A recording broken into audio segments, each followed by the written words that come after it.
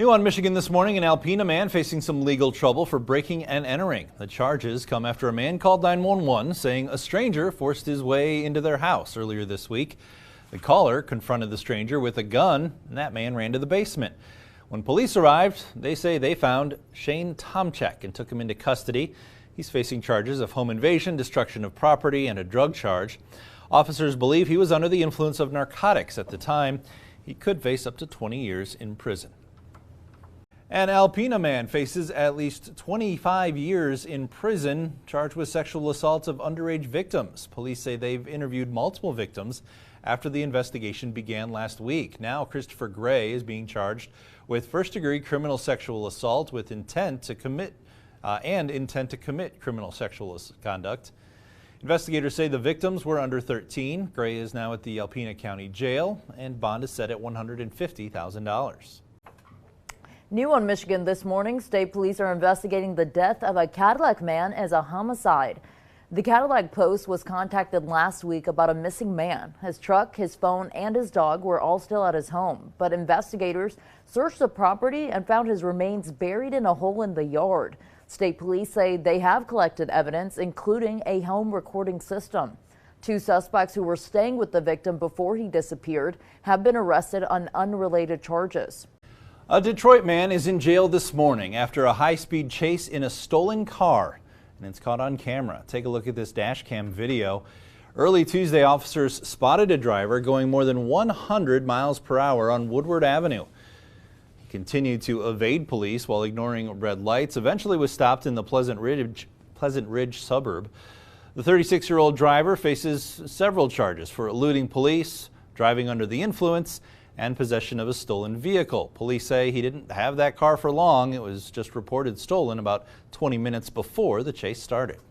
Update to the highway crash we reported earlier this morning. State police say they are at the scene of a deadly accident at the 186-mile marker of US 131 north of Cadillac. And now Wexford County Central Dispatch tells us that one lane of southbound traffic has reopened. You can stay with us on air and online for more updates.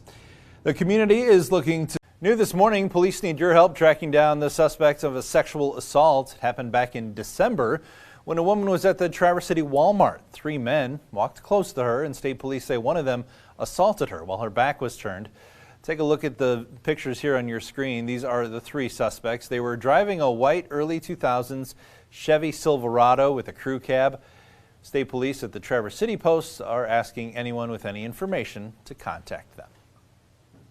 CNN of rigging the debate and told viewers to just turn it off. Well, we wanted to take a look at some of the big takeaway moments from the debate last night. Candidates were asked why they thought they were the best option for voters who didn't support Trump. DeSantis claims that Trump is only interested in his issues and DeSantis cares about your issues. And Haley criticized the former president for piling onto the federal deficit and failing to end illegal immigration. Each candidate was asked if it was okay for the government to force corporations to abide by social stances. DeSantis said, yes, the government needs to do it to protect children. Haley says the government that fights against private industries isn't needed. And lastly, why they're the better choice. Haley criticizing how DeSantis ran his campaign, saying it showed he couldn't be trusted to run the country if he could spend $150 million and have so much internal chaos and stagnant polling. DeSantis bragged about his conservative record in Florida while jabbing Haley for failing to pass school choice as governor. Well, Donald Trump.